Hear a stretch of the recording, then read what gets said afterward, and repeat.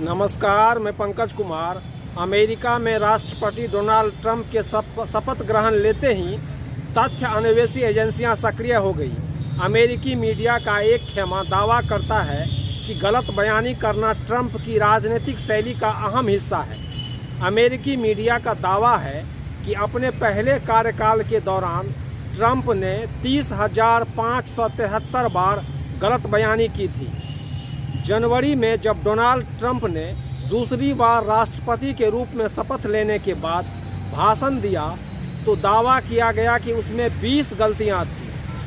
दो इंसानों के बीच दोस्ती होती है, वहीं दो देशों के बीच जो संबंध बनते हैं उसे कूटनीति कहते हैं। आज़ादी के बाद सोवियत रूस से जो भारत के संबंध बने थे उसका आधार दुनिया में शक्ति संतुलन बनाए रखना था। कोई भी दो देश बृहत्तर स्तर पर राजनीतिक और आर्थिक कारणों से ही कूटनीतिक संबंध बनाते हैं। इसके लिए अनुदान जैसे कार्यक्रम भी चले। कोई बड़ी शक्ति अगर किसी छोटी शक्ति को आर्थिक अनुदान देती है तो उसके पीछे सार्वभौमिक हित की भावना होती है। 21वीं सदी के अभी तक के महानायक ट्रंप ऐसी कवायद को गैर जरूरी मान रहे हैं। वे 20वीं सदी की वैश्विक अर्थव्यवस्था को बदलने की चाहत रखते हुए दुनिया को कई तरह के झटके दे रहे हैं। दूसरे देशों के लिए की गई नेकियों का नगारा बजाते हैं। ट्रंप 2024 का आखिरी महीना जिन आशंकाओं को लेकर बेचैन था, फरवरी के अंत में उसका नगारा बजने लगा। भारतीय कूटनीति को अंदाजा नहीं था कि डोनाल्ड ट्रंप पहले से की गई नेकी को दरिया से निकालकर उसका नगारा बजाने लगेंगे। इसमें भारत का नाम गूंजेगा। भारत का नाम इस तरह गूंजा कि पक्ष और विपक्ष समझ नहीं पा रहा था इसका ठीकरा किस पर फोड़ा जाए। डोनाल्ड ट्रंप की राजनीतिक शैली बता रही थी कि वे 20वीं सदी में बनी वैश्विक व्यवस्था को पलट देना चाहते हैं। अपने ट्रंपवाद की छन्नी से उन सभी मूल्यों को अलग कर देना चाहते हैं जिनसे 20वीं सदी की वैचारिक महल का निर्माण हुआ था। ट्रंप की नीतियों के विश्लेषण में मुश्किल यह है कि उनकी कही गई बातों की मियाद छोटी होती है। फिलहाल सबको असमंजस में उलझाकर रखना ही उनकी राजनीतिक शैली का ट्रंप कार्ड है। डोनाल्ड ट्रंप कह रहे हैं कि हम भारत जैसे देश को पैसा क्यों दें, हमारा यानी अमेरिका का क्या। एक देश की दूसरे देश से रिश्ते को आम रिश्ते की तरह नहीं आंका जा सकता, इसलिए इसे कूटनीति का नाम दिया गया है। एक देश दूसरे देश से बहुत सारे समीकरणों के तहत कूटनीतिक रिश्ते बनाता है। कूटनीतिक रिश्ते के पीछे इतने गहरे कारण होते हैं कि हमें संस्कृति, सिनेमा, विज्ञापन, सड़क, अस्पताल तक में जाकर इसे खोजना होगा। राज कपूर की निर्देशित फिल्म मेरा नाम जोकर फिल्म के केंद्र बिंदु में सर्कस है। इस सर्कस में रूस की कंपनी आती है। यह भारत सोवियत दोस्ती का वह दौर था जब हिंदुस्तान में सोवियत संघ की बेहतरीन तस्वीर दिखाई जाती है। सिर पर लाल टोपी रूसी जैसे गाने पर हिंदुस्तानी ऐसे गाता है जैसे 7 समंदर पार के दो देश बिना किसी राजनीतिक स्वार्थ और रणनीति के गले मिल रहे थे। कुछ समय पहले OTT पर आई जुबली इस फिल्मी पटकथा के पीछे अपनी कथा ले जाती है। जुबली में भारतीय सिनेमा घरानों से विदेशी कंपनी के लोग संपर्क करते हैं। वे भारतीय सिनेमाकारों को कहते हैं कि आप हमारे हिसाब से सिनेमा बनाइए, हम आपको फंड से मालामाल कर देंगे। आगे का यही संघर्ष है कि विदेशी पूंजी के सामने स्वदेशी सोच वाले सिनेमाकार कब तक टिक पाएंगे भी या नहीं। दूसरे विश्व युद्ध के दौरान जापानी सेना ने अमेरिका के पर्ल हार्बर पर हमला किया।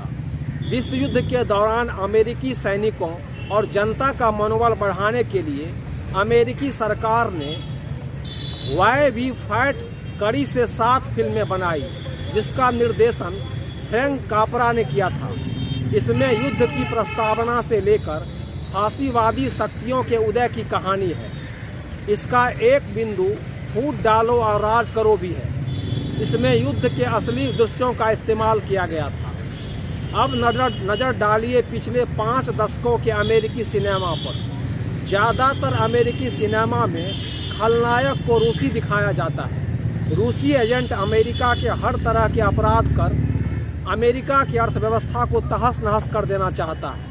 भारत में रूसी दोस्त से लेकर अमेरिका में रूसी खलनायक तक द्वितीय विश्व युद्ध के बाद से दुनिया में बहुत बदलाव आया है। समझ लिया गया कि अपना प्रभुत्व जमाने के लिए प्रत्यक्ष युद्ध या ज़्यादा हासिल नहीं है।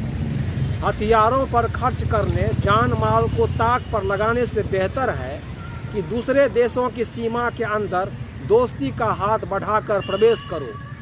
अगर अमेरिका और यूरोप के विकसित देश विकासशील देश पर पैसा खर्च कर रहे हैं तो इसलिए कि वहाँ के बाजार में उन्हें आसानी हो। अगर बढ़िया सड़क, अस्पताल और लोकतंत्र नहीं होगा तो कारोबार करना भी मुश्किल होगा। विकासशील देशों की स्वास्थ्य सुविधाएं, संस्कृति, सड़क और राजनीतिक स्थिति आपके कारोबार के लिए अहम है।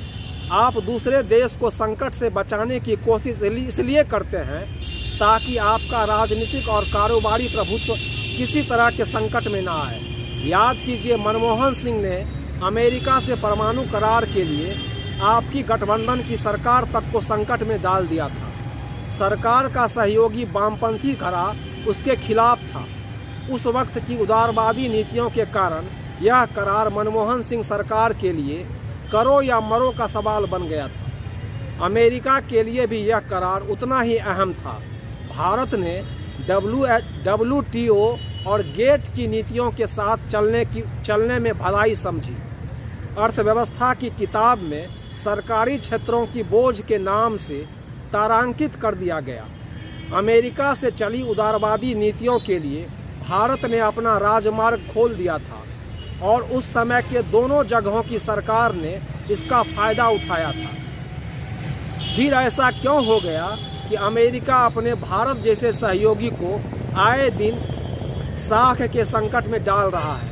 उसकी एकमात्र वजह यही है कि आज की तारीख में यूरोपीय देश से लेकर अमेरिका तक आर्थिक संकट से गुजर रहे हैं। अगर आप संकट में हैं तो आपका कोई दुश्मन भी होगा। दुश्मन किसे दिखाया जा सकता है? अमेरिका से लेकर जर्मनी के नए नायक फ्रीडरिख मर्त्ज के पास इसका एक ही सूत्र है, प्रवासी। एंजेला मार्केल के उदारवादी जर्मनी के संकटों को दूर करने के लिए मर्त्ज ने एक कड़े प्रवासी प्रावधानों का समर्थन किया था। 1 दशक पहले मर्त्ज को जो रुख उनके राजनीतिक जीवन की सबसे बड़ी बाधा था, आज वो उन्हीं अनुदारवादी वजहों से जर्मनी के चांसलर बनने के करीब पहुंच गए हैं। दुनिया के नक्शे पर जर्मनी ऐसा देश है जिसका अलग इतिहास रहा है। मर्त्ज कहते हैं कि जर्मनी और यूरोप को अमेरिका से मुक्ति लेनी होगी। कूटनीति में विदेशी अनुदान का अपना अर्थशास्त्र होता है। आज ट्रंप जिस भारत की मदद वापस लेने का नगारा बजा रहे हैं, वही भारत कई देशों को अनुदान देता है।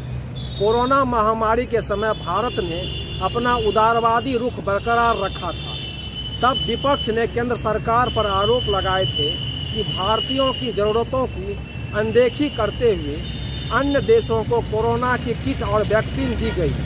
यह वैश्विक कूटनीति का हिस्सा है कि आपको अपने नागरिकों के साथ उनका भी सोचना है जिनके पास आपसे कम संसाधन है। कोरोना महामारी ने एक सबक देने की कोशिश की थी कि दुनिया का एक भी आदमी संक्रमित हुआ तो पूरी दुनिया के संक्रमित होने का खतरा हो जाएगा। उस वक्त लगा था कि कोरोना के बाद पूरी वैश्विक अर्थव्यवस्था और राजनीति बदल जाएगी। ऐसा कुछ भी नहीं हुआ और देश दुनिया के राजनीतिक और कूटनीतिक के मसले पर पुराने ढर्रे पर ही आ गए हैं। 20वीं सदी के सार्वभौमिक मूल्यों के तहत एक लोकतांत्रिक देश दूसरे लोकतांत्रिक देशों को मजबूत करने में मदद करता रहा है। बस नज़र इस बात पर रखनी होती है कि मदद दखल में न तब्दील हो जाए। रूस हो, यूरोपीय दोस्त हो या अमेरिका, सब अपने राजनीतिक और आर्थिक प्रभुत्व के खातिर ही अन्य देशों को अनुदान देते रहे हैं। भारतीय से लेकर पश्चिमी संस्कृति में दान के पीछे पुण्य कमाने का मोह होता है। अमेरिका जैसे देश अनुदान का दान करता है तो बदले में राजनीतिक और आर्थिक प्रभुत्व का पुण्य चाहता है। मुश्किल यह है कि अब आप अपने घर का खर्चा नहीं संभाल पा रहे हैं तो हर जगह कटौती की ज़रूरत महसूस करते हैं। अपने खर्चों से परेशान अमेरिका जैसे देश कह रहा है, दान का काम तो पहले अपने घर में होना चाहिए।